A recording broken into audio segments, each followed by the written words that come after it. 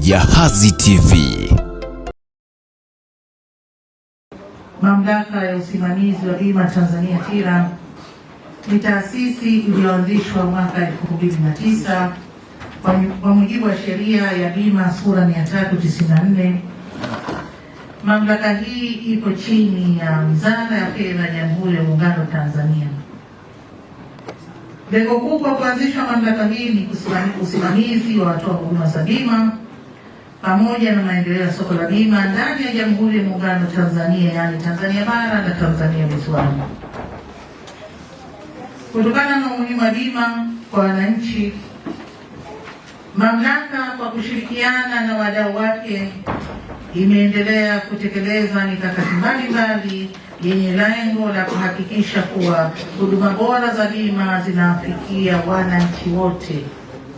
Kuwa uelewa wa bima kwa wananchi bado ni mdogo, hivyo tunahitaji kushirikiana ili kupeleka elimu ya bima kwa wananchi kwa lengo la kuwasaidia kujilinda na majanga kama vile maradhi, ajali, moto na vihatarishi vingine ambavyo hutokea pasipo kutarajia.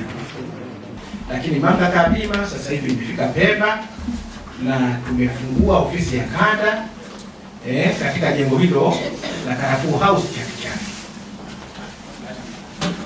Majukumu yetu ni yapi? Majukumu yetu moja ni kusajili watu wanaotaka kufanya biashara za bima. Kwa hiyo kama unataka kufanya biashara ya bima kama wakala, kama dalali au kama asesa, basi karibu ofisini kwetu kusajili. Lakini jukumu letu la pili ni kushughulikia malalamiko ya wateja wa bima. Kwa hiyo endapo kuna mtu yoyote, kwa sababu majukumu mengi in general yalielezwa na naibu kamishna pale. Kwa hiyo yale majukumu ambayo yanafanywa na taasisi kwa ujumla na mamlaka kwa ujumla, na sisi Pemba tumekasimiwa tunafanya kwa eneo letu la Pemba. Na kanda ya Pemba, ofisi ya kanda ya Pemba inasimamia mkoa wa Kusini Pemba na mkoa wa Kaskazini Pemba. Hii ni taasisi na ni taasisi ya muungano. Kama mnavyojua kwenye nchi yetu kuna taasisi ambazo ni za upande wa pili wa Zanzibar peke yake, lakini kuna taasisi za muungano. Kwa kama ilivyo TIRA, TIO ni taasisi ya muungano ambayo imeanzishwa chini ya sheria ya bima. Sheria ya bima sura ya 394. Sheria hiyo hiyo iliyoanzisha mamlaka ya usimamizi wa bima TIRA. Na hii ofisi imeanzishwa kama chombo huru kwa ajili ya utatuzi wa migogoro ya bima kama jina lake lilivyo, ofisi ya msuluhishi wa migogoro ya bima. Kwa hiyo yenyewe inatatua migogoro ya bima kwa njia mbadala wa mahakama. Huduma za afya umeanzishwa kwa mujibu wa sheria 2023 Machi ambayo Mheshimiwa Rais aliweka saini, na tunaendelea na majukumu yetu mbalimbali ya kusajili. Tulianza usajili wa public sector, tukaja katika private sectors, sasa hivi tuko katika mass enrollment, kwa maana Wazanzibari wote wanasajiliwa na mfuko wa huduma za afya. Kwa hivyo sasa hivi tunasema wana mjini, habari ya mjini ni mfuko wa huduma za afya. Na kwa taarifa tu ni kwamba wananchi wote sasa hivi ambao wana kadi za ZHSF na ambao hawana kadi za ZHSF, wana matibabu kadi, au wengine wote ambao wanakwenda hospitali wanatibiwa, basi wanatibiwa na mfuko wa huduma za afya. Kwa hivyo mimi nitoe wito tu kwamba tuendelee kuhimizana. Mheshimiwa Rais kaanzisha jambo hili kwa nia njema kabisa. Tuendelee kuhimizana kwamba wananchi wote wanatakiwa wajisajili kwenye mfuko wa huduma za afya. Hapo tunapokwenda mbele yetu itakuwa ukienda hospitali kama huna kadi ya huduma za afya utawekewa gharama za matibabu. Ni mategemeo yangu makubwa ni wananchi wengi sana watapata hii elimu ambayo ni elimu adimu sana, inayolenga kukuza uelewa na vile vile kuweza kukuza mazingira ya kazi ambazo tunazokuwa tunazifanya siku hadi siku. Tunashukuru sana kwa kunipa fursa hii. Sisi tayari tumeshapatiwa elimu ya muda ya siku moja, lakini nahisi kwamba elimu hii haitoshi. Kwa nafasi yetu Tutaendelea kufikisha ujumbe na kutoa hii elimu pale ambapo tumefahamu, lakini elimu hasa inastahili kuweza kutolewa kwanza kwa wanahabari wenyewe, iwe ni mwendelezo, lakini pia hata kwa wananchi kupitia vyombo mbalimbali vya habari vikiwemo radio pamoja na television. Lakini jambo la pili ni kwa upande wa hizi bima za ajali. Mimi nilikuwa nataka kufahamu kwamba ni kwa muda gani mhusika anatakiwa aweze kupata stahiki yake baada ya kuweza kupata ile ajali, kwa yule ambaye anatambulika kisheria, kwa maana yule ambaye bima yake ipo na ipo hai. Hilo ni la pili. Lakini B, kuna sababu gani hasa ambayo inapelekea mpaka watu wakaanza kuingia katika migogoro mpaka kufika kwa msuluhisha migogoro, ila hali ukija kuangalia vielelezo wakati mwingine unaweza kugundua kwamba huyu mtu amekata bima, ana ushahidi na vielelezo vyote ambavyo wakati mwingine walitakiwa waweze kukaa chini na kuweza kuona ni namna gani wanaweza kumpa stahiki yake kabla ya kuweza kufika huko kwa msuluhisho wa migogoro. Sasa hili linanipa wasiwasi ya kwamba baada ya mtu kukata bima akaweza kupewa maelekezo, kuna wasiwasi ambao unaingia akilini mwangu na kufikiria pengine hawapewi tena elimu. Kwa hiyo hawa nilikuwa naomba na wao ambao wameshakata bima wapewe elimu ili kuona kwamba inapungua hii migogoro, kuenda katika suluhisho migogoro na mambo kama hayo. Ikiwa avipati ataanza wapi? Sasa nadhani labda huenda pengine mkutano huu unaweza ukatuwekea wazi urahisi wa upatikanaji wa vielelezo. Hivi vielelezo vimewekwa na bima ili ifike mahala huyu mdai aone kuvipata kwake inakuwa vigumu, aweze kusamehe hiyo fidia ambayo pengine angetakiwa alipate. Kampuni yake inakuwa na wajibu wa kulipa janga lile ambalo limetokea. Kwa hiyo tunatachi pale ambapo mteja ametiwa hatiani kwa uzembe.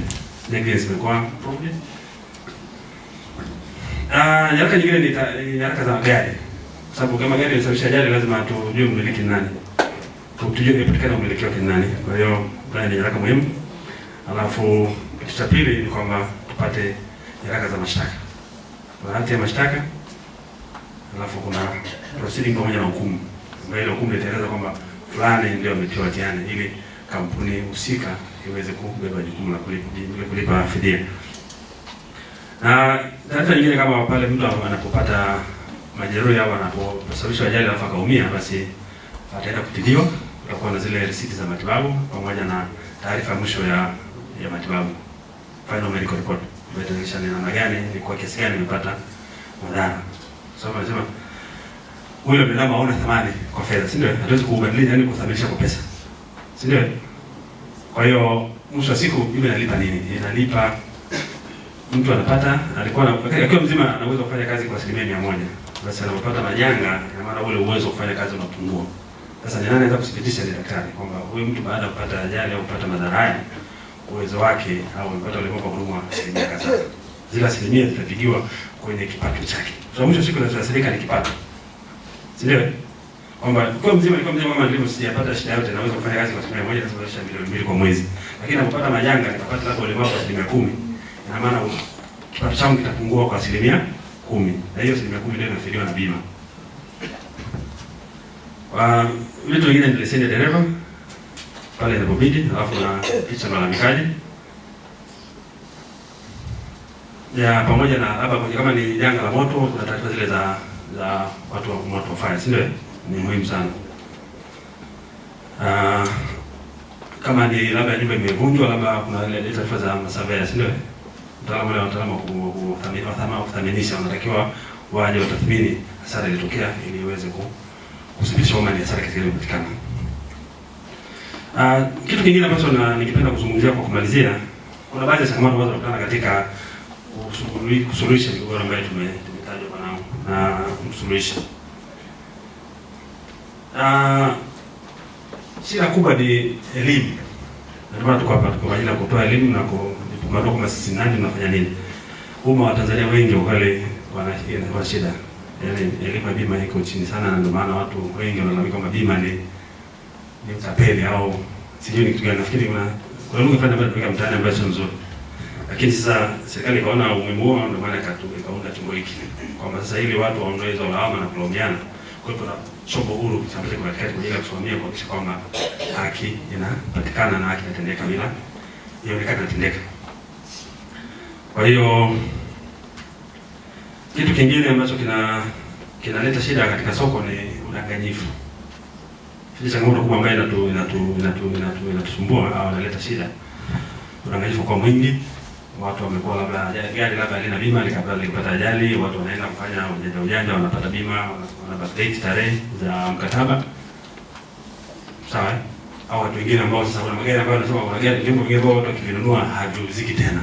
Si ndio? Wale magari ya Ulaya tunafahamu. Benzi. Sawa? BMW. Kwa shida kwa ni ngumu. Kwa hiyo watu wengi wana sasa wanajenga mazingira, watu wanaenda kufanya uharibifu wa vyombo hivyo. Kuchoma moto na kadhalika. Kwa hiyo na washauri makamanda kuwa makini sana. Nafikiri wanafahamu kwamba ni tatizo kubwa na linaleta shida kwenye soko la bima. Soko la bima linaumia sana kwa sababu pesa za bima ni pesa za umma, sio pesa za mtu fulani. Sawa? Ni mfuko ambao watu wengi wanachangia ili wachache wanapopata matatizo basi waweze kupata fidia, si ndio? Sasa huu mfuko nao una taratibu wake wa kupata zile fidia, kuna kanuni na taratibu za kuweza kupata hiyo cases za fidia. Sasa inapotokea udanganyifu kama huu au mazingira kama ambayo watu hastahili kulipwa alafu anaenda kupata hizo hela, basi hiyo kwamba mfuko unaumia.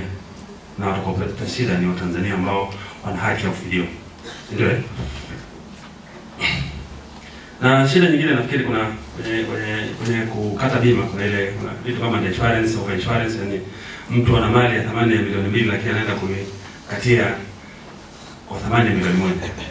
Sawa? Au gari la milioni 10 anaenda kusema milioni 30. Sasa inapotokea ajali nafikiri ndio malipo sasa pale unakuwa na kitu ambacho yani kampuni itaumia kwa namna yote. Kwa hiyo ni vizuri basi tunapokatia magari yetu au bidhaa zetu au mali zetu bima, basi tuwe wa kweli kutoa thamani halisi ya mali husika. Kwa tatizo lingine ni vishoka. Na mimi wote ni mashahidi. Sana makamanda nafikiri huko vituoni yaani vishoka ni wengi mno. Mimi ni mwanasheria, mimi ni mtu wa bima, si nani, ninajua nitakupeleka wapi naona. Kwa hiyo vitu kama hivi jamani tuwe makini. Mtu anapokuja kutoa taarifa hakikisha kwamba ni mtu husika na si mtu haki. Tumesema sisi ofisi ya msuluhishi hatupokei wakilishi. Yaani hatuhitaji wakilishi kwa sababu anasema usuluhishi ni siri, si ndio? Ni kati ya zile mpande mbili ambazo zinafutana. Kwa mwisho siku unaweza kusuluhisha kashindikana au tokaenda kwanza upya mahali pengine. Kwa hiyo tunahitaji mtu kati au mtu mwakilishi. Na vile vile sema wale wawakilishi mara nyingi wanachelewesha kesi, wanachelewesha usuluhishi. Hata mahakamani unafahamu ikishakuwa na wakili zile teknikali za sheria yaani watacheza na vifungu mtu anaenda kile mtu apate yake kwa muda. Kwa hiyo ndio maana ofisi hii ikaika sheria kwamba hatakiwi mwakilishi. Sana mwakilishi ambaye ni mwanasheria. Baada ya kusema hayo nashukuru.